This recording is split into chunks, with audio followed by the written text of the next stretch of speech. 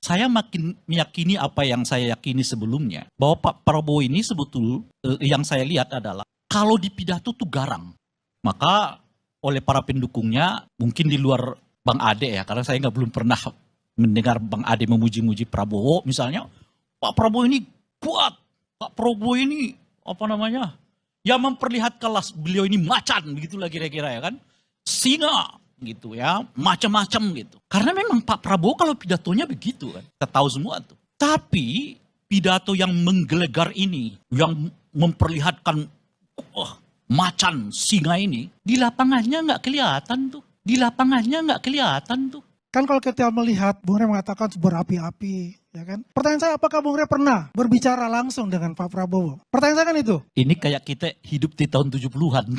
Bukan masalah hidup tahun 70-an. Tak kenal maka tak sayang kan. Istilahnya begitu. Karena begini, Bung Rey, mohon maaf. Ini kan baru. Kabinet ini kan baru. Baru tanggal 20 Oktober. Tidak ada manusia yang sempurna. Hanya Allah yang sempurna. Nabi Muhammad Rasulullah yang sempurna sebagai manusia. Assalamualaikum warahmatullahi wabarakatuh. Rai Rangkuti yang selama ini getol tiba-tiba bungkam 1000 bahasa. Boleh saja kemarin cakap bicara, tapi kali ini tak bisa berbuat apa-apa. Mari kita lihat bagaimana Rai Rangkuti dibungkam oleh politisi ini. Ayo kita saksikan sama-sama. Kaisar udah ketawa itu kan. Benar, Saya kurang mengerti dengan kata nggak sempurna ini. Maksudnya Budi Ari itu sebagai menteri nggak sempurna bekerja atau nggak sempurna dari hal yang lain? nggak sempurna sebagai manusia. Oke, itu masih banyak tafsiran. Ya kalau kita menafsirnya itu kan kita pendapat masing-masing. Kalau bilang-bilang bekerja, bukan saya untuk mengatakan dia tidak bisa bekerja. Ya. Tapi sudah dilakukan hal yang dia katakan, bahwasanya sudah men-take down beberapa situs itu. Ya, kalau itu kan kita semua orang mengakuinya kan. Kita mengakui Kalau sama-sama. diskusi kita ini kan nggak berkaitan dengan soal kinerjanya Budi Ari. Diskusi kita ini adalah ada orang yang berada dekat dengan Budi Ari yang ditetapkan sekarang sebagai tersangka oleh kepolisian yang dengan delik ikut serta membina atau apa istilahnya itu. Ya kan? Para judul-judul ini gitu loh. Ya tapi Bung Rey, itu kan ada kata Budi Ari dibidik. Kenapa? Budi Ari dibidik. Nah, itu makanya di situ. Jadi menurut saya jangan dijawab dengan prestasi kinerja kalau itu nggak ada yang kritik di forum ini. Ya makasih Pak Roy dan narasumber yang lain. Bahwasanya ini kalau bicara kinerja sudah kita jelaskan juga tadi, ya kan? Kalau misalnya masalah yang berhubungan orang terdekat dari mantan Kominfo, ya itu biarlah hukum yang berbicara, biarlah polisi menyelidiki semua, ya kan? Dan jangan mendesak presiden, ya, jangan mendesak presiden karena apa? Itu kan hukum, kita negara hukum. Biarlah hukum dulu, ya, yang menilai ini bersalah atau tidak. Kemudian, ya, presiden mengambil tindakan. Semua orang punya peran sendiri-sendiri. Saya mau mendesak presiden tentu tidak dalam kerangka hukumnya.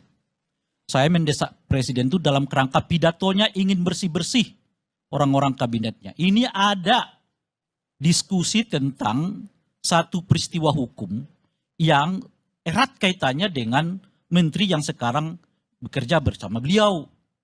Apa sikap beliau?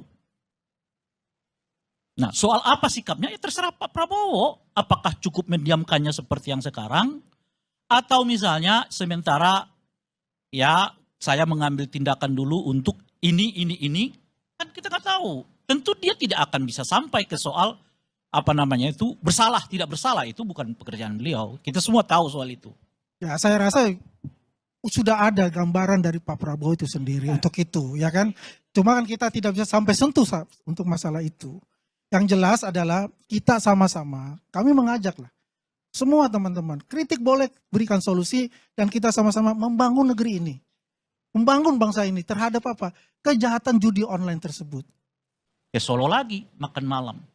Jadi kesan saya, Pak Prabowo belum move on bahwa beliau itu adalah Presiden RI gitu loh. Bukan menterinya Pak Jokowi gitu loh kira-kira tuh. Kan orang mengunjungi orang lain apalagi sebagai presiden. Karena ada sesuatu yang merasa bahwa yang di sana itu lebih hebat dari dia gitu loh kira-kira tuh. Kan Pak Jokowi udah rakyat biasa, sama dengan kita. nggak ada peristiwa yang sangat khusus yang memungkinkan Pak Prabowo sowan ke Solo gitu. Itu artinya mungkin di pikirannya Pak Prabowo belum muncul kesadaran bahwa saya ini Presiden RI. Bukan saya yang ke Solo, tapi Pak Jokowi yang datang ke istana. Kan begitu logikanya. Itu artinya belum move on bahwa beliau ini udah presiden, tapi jangan-jangan beliau masih merasa menterinya Pak Jokowi gitu loh. Sehingga perlu mungkin dulu ke Solo untuk berdiskusi lagi, entah apa yang didiskusikan kita tidak tahu. Gitu. Ya, apa yang dilakukan oleh Pak Prabowo? Dia berkunjung ke daerah-daerah terakhir di Merauke dan kemudian berkunjung pula ke Solo. Kenapa berkunjung ke Solo? Karena beliau ya menghormati presiden-presiden terdahulu. Bukan hanya dengan Pak Jokowi, tapi juga dengan SBY.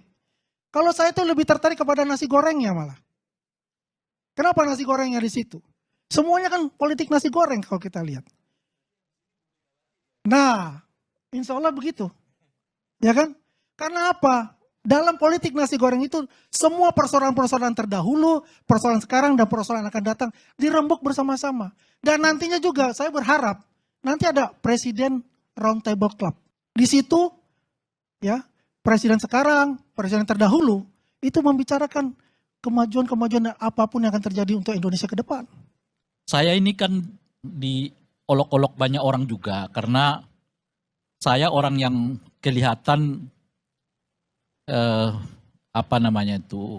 berada di barisan yang kata orang sih pesimis gitu pada kepemimpinan Pak Prabowo gitu. Ya mau pesimis mau apa terserahlah penilaian itu gitu. Dan mungkin juga ya betul saya pesimis bahwa Pak Prabowo itu akan betul-betul dapat membawa kita ke apa yang beliau sering ungkapkan melalui pidato-pidatonya gitu. Tadi Bung Karim mengatakan pesimis dan optimis. Saya optimis untuk itu. Kita lihat 100 hari seperti apa nantinya. Ya kan? Kita ini anak bangsa ini ya kita harus memperhatikan. Boleh kita kritik, tapi kita berikan solusi. Tapi kalau kita sudah berbicara langsung dengan Pak Prabowo, kita bertukar pikiran dengan Pak Prabowo dengan gagasan-gagasan dia, kita beri masukan. Alhamdulillah. Itu terjadi dengan Mas Ade tuh. Setelah bertemu dengan Pak Prabowo berubah. Enggak, karena begini Mas Ade ini udah tahu. Ternyata apa? Oh ini sebetulnya yang merupakan yang saya cita-citakan. Betul gak Pak De? Oke, ya kan? Oke, next saya bicara Bung Karni itu mengenai judi online. Kalau kita bicara judi online, kita tahu nggak sejarahnya judi online itu? Saya mau tanya. Tahun 1899 itu namanya mesin slot jackpot. Itu oleh Charles August Frey 1899. Pertama tuh. Bermetamorfosis terus tahun 1994. Nah, inilah munculnya internet, kemudian itu terjadi di Barbuda, Karibian.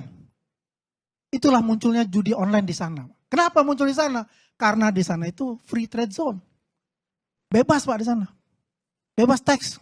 Makanya kan sekarang itu namanya Karibian ini kan banyak di sana. Cangkang-cangkang juga di sana. Itu awalnya. Nah kalau kita berbicara, bagaimana sih pengguna judi online itu? Itu ada 179 juta aktif penjudi online. Indonesia 2,7 juta aktif. Kebanyakan umur 17 sampai 20 tahun. Ini berbahaya sekali, Bung Karni. 17-20 tahun. Kemudian ini lagi, rata-rata biasanya lebih dari 1 juta deposit. Sekarang hanya 10.000 sampai 15.000 deposit. Yang artinya ada, anak-anak SD itu bisa melakukan judi ini.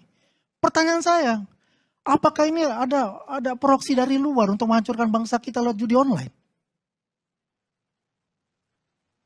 Dan bagaimana untuk mengantisipasinya? Ini harus dipikirkan bersama. Kalau kita tadi berbicara tentang DPRD, kata Pak Ivan, Ketua PPATK, 1.000 anggota DPR dan DPRD. Transaksinya berapa? 25 miliar. Nah kemana gitu loh. 1000 orang DPRD. Ini bukan kata saya ya. Ini kata Pak Ivan. Tadi Bung Isra mengatakan 280 triliun 2024. Catatan saya 2021 itu 59 triliun transaksi judi online. 2022 104 triliun. 2023 357 triliun. 2024 280 triliun. Artinya pemerintah sudah melakukan antisipasi tahun 2023, 2024 turun 100 triliun. Apakah ini akan dibebankan kepada menteri? Menteri sudah berusaha loh, dan jajaran juga sudah berusaha loh. Tanggal 20 Oktober sampai dengan 5 November, 280.000 situs diblokir. Menurut Dirjen Abdi, 230.000 IP-nya diblok. Websitenya diblok. Nah, artinya apa? Pemerintah kita sekarang, ya di bawah kepemimpinan Ibu Mutia Hafid, ini sangat serius untuk memberantas judi online ini. Nah, untuk memberantas judi online ini nggak main-main, bukan hanya pemerintah, Pak. Tapi apa? Seluruh anak bangsa, tokoh agama, pendidikan, dan paling dekat itu adalah keluarga kita. Ya kita harus pertama adalah ya, komprehensif untuk melaksanakan. Kedua integral, ketiga holistik lakukan itu. Karena nggak bisa pemerintah sendiri untuk melakukan itu. Judi online ini tadi juga kayak pornografi itu seperti namanya jamur di tengah hujan. Diambil satu akan tumbuh terus, diambil satu akan tumbuh terus. Tapi apa yang dilakukan pemerintah kita apresiasi. Kita lihat ke depan dengan menteri baru, apakah bisa melaksanakan komitmen yang diminta oleh asal citanya Pak Prabowo.